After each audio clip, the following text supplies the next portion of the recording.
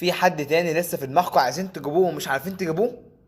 يعني لسه في حد تاني ارتدى التيشيرت بتاع نادي الزمالك وعمل تاريخ وارتبط قلبه بعشق وحب جمهور نادي الزمالك عايزين تجيبوه؟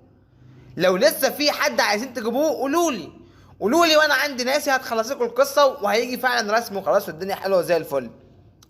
لما يجي نادي يكلمني ويقول لي انا عايزك معايا في النادي تلعب عندي وهديك المبلغ اللي انت عايزه وهتلعب في كل البطولات وانا كل سنه باخد بطولات وعندي جماهيريه وشعبيه من اكبر الجماهيريه اللي موجوده في قاره افريقيا، مش هقول لك العالم كله، انا من اكبر او من افضل 5 انديه على مستوى العالم ومن اعظم واعرق 5 انديه في العالم كله على مستوى البطولات وعلى مستوى الجماهير.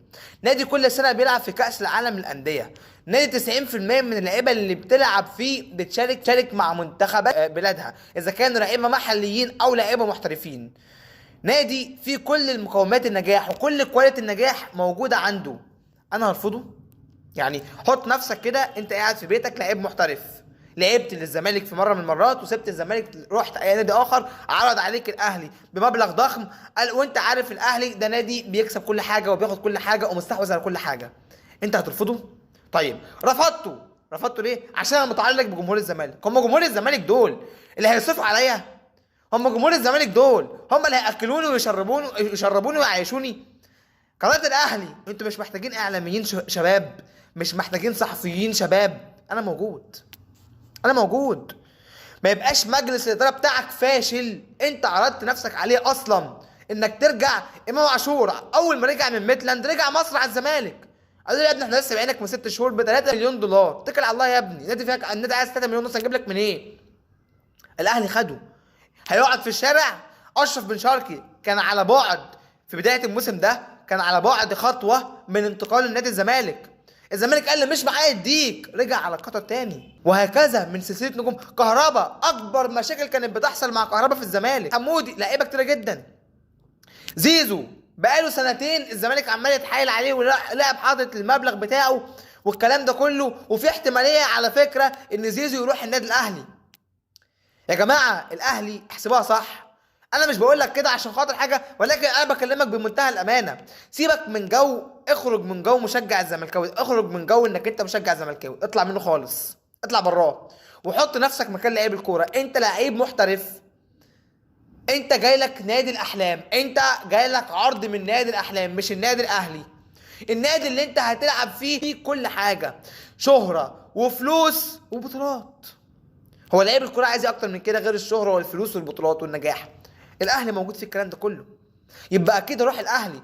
اربط نفسي انا بقى ليه بنادي متعثر ما يدينيش فلوس ما بياخدش بطولات، الاداره عنده مش مستقره؟ مشكورين لعيبه الزمالك اللي موجوده في الزمالك وماشيين لغايه دلوقتي. ده جوزيه جوميز لما جاله عرض من بره كان ما خدش ادهوش شهرين، شرط الجزائي كان شهر واحد من 3 شهور لان الشهرين الزمالك مش معاه يديله، اداهم الشهر انا طالع على السعوديه بياخد 250 الف دولار في الشهر. انت لو مكان جوميز مش هتسيب الزمالك وتروح الاهلي؟ ياخد عليا النعمه انت لو راجل اصلا الزمالك وتسيب الزمالك وتطلع على بره. كلموا فيها يا جماعه، كلموا بالمنطق، سيبكم من الحساسيه الزايده والجماهيريه الزايده والكلام الاوفر ده، كلموا بالمنطق. الكل دلوقتي بيدور على مصلحته، لا الاهلي غلط ولا مجلس اداره الاهلي غلط ولا اللعيب اللي رايح الاهلي ده غلط لمجرد ان هو في يوم من الايام لبس تيشيرت الزمالك ما قدرنيش، اروح للي يقدرني بس. فده ما تعلقش فشل مجلس اداره نادي الزمالك في لعيب كوره، ما تعلقش فشل مجلس اداره نادي على مدار تاريخه باداريين موجودين في النادي المنافس اللي بيكسب كل حاجه. نتكلم بالمنطق، اخرج من ثياب مشجع الكوره، ادخل في العقل والمنطق والفكر. في الاخر الانتماء ما بتغيرش بالمناسبه، انا زملكاوي وبشتغل في الاهلي هفضل داخلي من جوه زملكاوي بس بقضي شغلي وبقضي غرضي جدا يعني، وكره القدم احتراف، اللي هيديني وهيقدر قيمتي هروح له بس كده. كان معكم كابتن مصر، السلام عليكم. ما تعيشوش في الوهم، محدش يزعل من اي لعيب كوره ساب النادي وراح نادي تاني منافس للفرقه دي، لان كل واحد بيدور على مصلحته وكل واحد بيدور على نفسه وكل واحد بيدور على اللي هيقدره. واللعيبه دي كلها اللي انت شفتهم راحوا لعبوا ولبسوا تيشيرت الاهلي بعد ما سابوا الزمالك عرضوا نفسهم على الزمالك تاني وعرضوا تنازلات للزمالك تاني، ولكن انا معيش يا ابني انا راجل شحات بشرب سجاير فرد، عارض نفسك عليا ليه؟ انا مش معايا اجيب لك. انت عارف ان الزمالك يا مؤمن في يناير مش عارف يعمل صفقه ميته يتيمه؟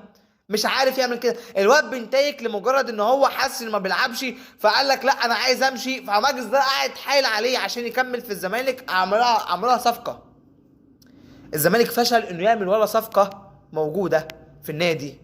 ما تزعلش صديقي، ما تزعلش من اللعيبه دي، ازعل من مجلس الاداره بتاعك الفاشل اللي مش عارف يبرم لك صفقه واحده. مش تزعل على رحيل اشرف بن شرقي للنادي الاهلي. مفيش حاجه بقى اسمها اصل بن قلبي كان مرتبط بيا بيحبني، غدرت بيا وانت بتحبني ليه؟ مفيش الكلام ده يا حبيبي. لعيبه الكوره ما بتعترفش بالكلام ده. لعيبه الكوره المحليه اللي هم من ناشئين الزمالك لو جالهم عروض هيروحوا الاهلي. مش بقول لك بقى على لاعب اصلا مش مصري ولعب في الزمالك سنتين والموضوع خلص خلاص يا باشا، ده رايح يلعب في كاس العالم. بس هو بجد اللي هي المشكله الوحيده الموجوده دلوقتي لما الفرقتين يلعبوا بعض، انا هشجع مين؟ بس هتاقلم. يلا، السلام عليكم.